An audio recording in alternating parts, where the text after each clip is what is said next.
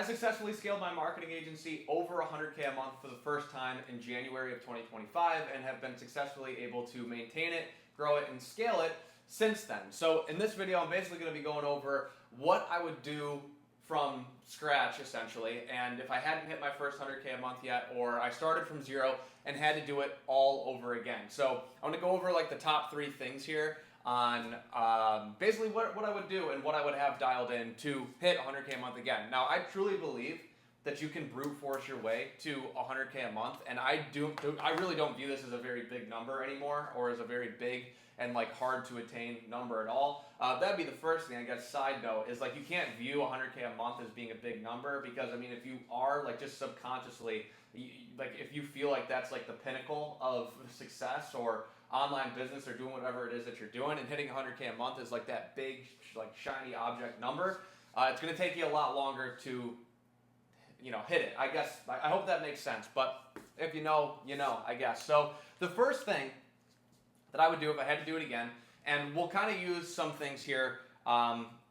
Let's say I'm selling marketing services, or maybe an AI-centric offer, which those are obviously super hot. I think every like local service business in some way, shape, or form, I think a lot of them know about AI, and they know that they need to be doing something with it in some way, shape, or form. So I'd probably have some type of AI-centric offer to do this all over again. But the first thing that I know, like I'm just getting very clear with myself on, that I know I'm going to have to be doing is sales, and a lot of it, okay? So when I first hit 100K a month, I have a business partner who I had met a few months prior to doing this, and him and I had very complementary skill sets. And I'm not saying that you need to have a business partner at all, but what this allowed me to really understand and get super clear with myself on is, well, obviously focusing on sales, but where I was marketing and sales heavy, he was fulfillment heavy.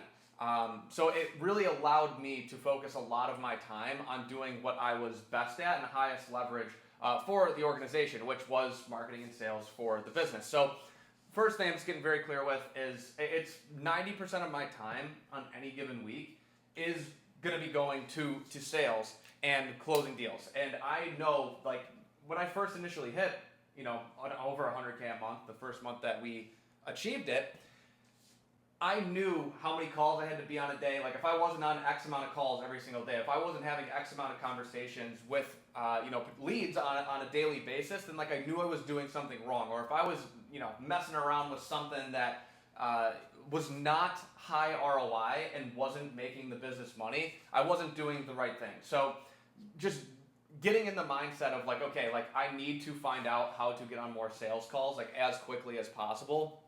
And we'll dive into that in a couple of these other things here. But I'm getting very clear with myself on how many calls I need to be on a day, and just do the math. Like a lot of people, they don't even do the math.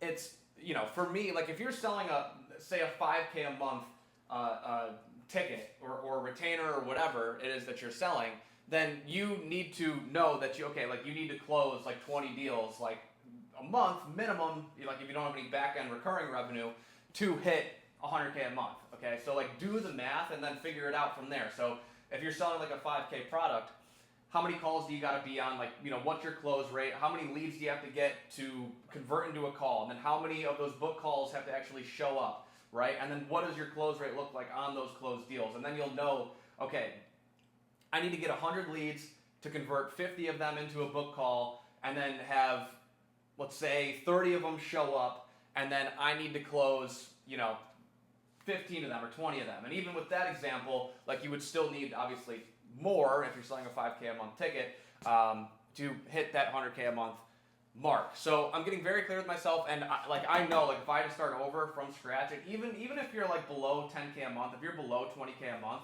if you're not closing deals, you're never going to even get very good at your service delivery, because you don't have clients. If you don't have clients, you'll never be able to fulfill. So that's why I always put a ton of emphasis on like your attention has got to be sales centric. It has to be sales focused for you to obviously get to the point where you have enough clients, and then dial in the service delivery as you go, right? And same thing with your sales process also. So Now, how to actually get onto the sales calls is another thing. Are you doing cold outbound? Are you cold calling? Are you sending a certain amount of DMs every single day? Are you running paid ads?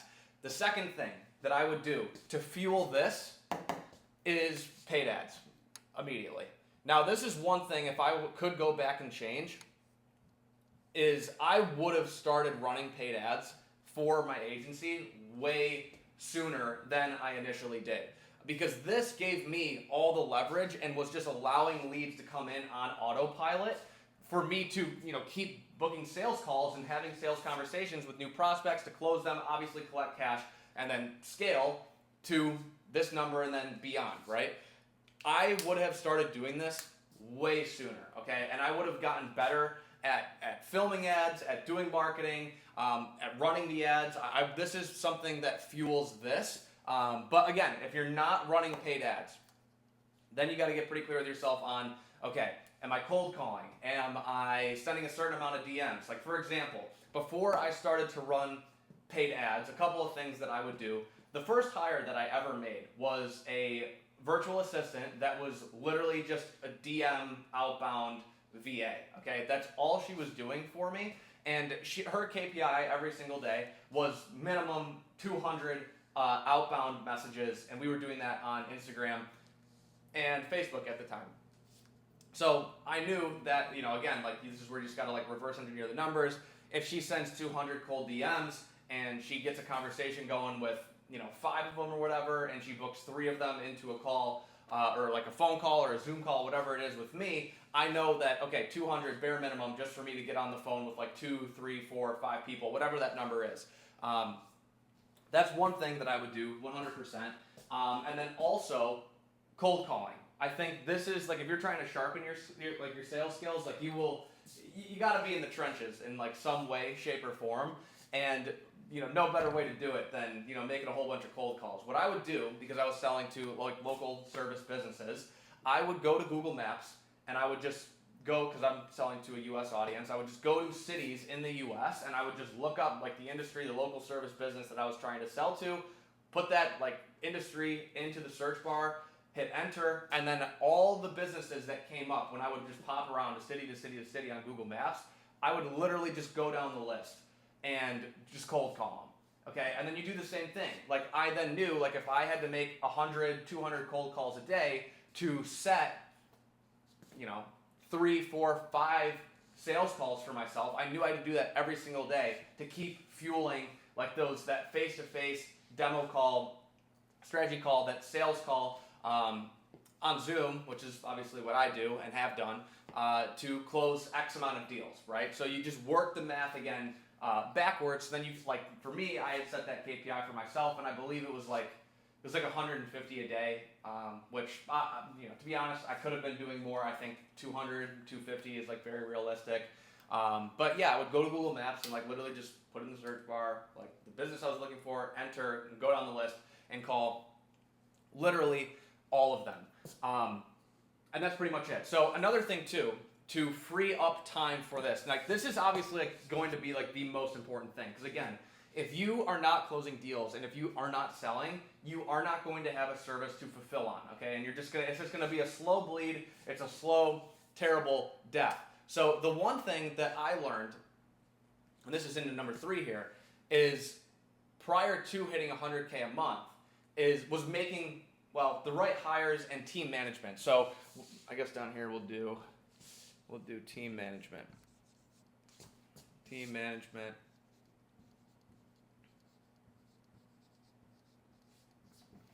Okay, and this might be kind of a hot take, because I know it is totally possible for you. It is possible for you to wear all the hats. Is it efficient? Probably not. Not if I'm trying to speed run this. And if I'm trying to speed run this, and I truly believe that if I was to start from scratch, I could do this the first month. Within the first month, have paid ads fueling this, and then having a team to help me with fulfillment on the back end.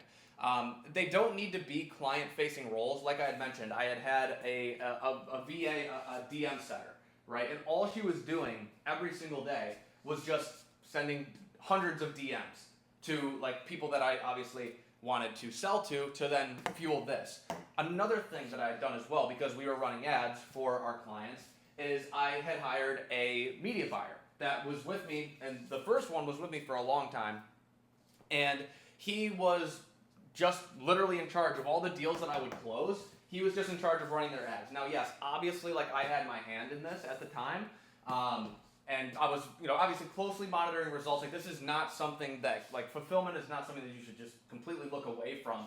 I would maintain like all the client-facing relationships, but this, making the right hires, structuring the team accordingly, and it doesn't need to be that big. Like I'm talking like one, like maybe two people. Like this is not like you do not need that many people to like hit this. I mean, one media buyer, like if you're running ads for your clients, should like easily be able to handle 50, 60 accounts like at any given time. It's really not that tough. So you need like one, maybe two people. But again, moral of the story here is that this allows me to then free up my time to focus more on this and this, which these do go in order here of importance, I would say.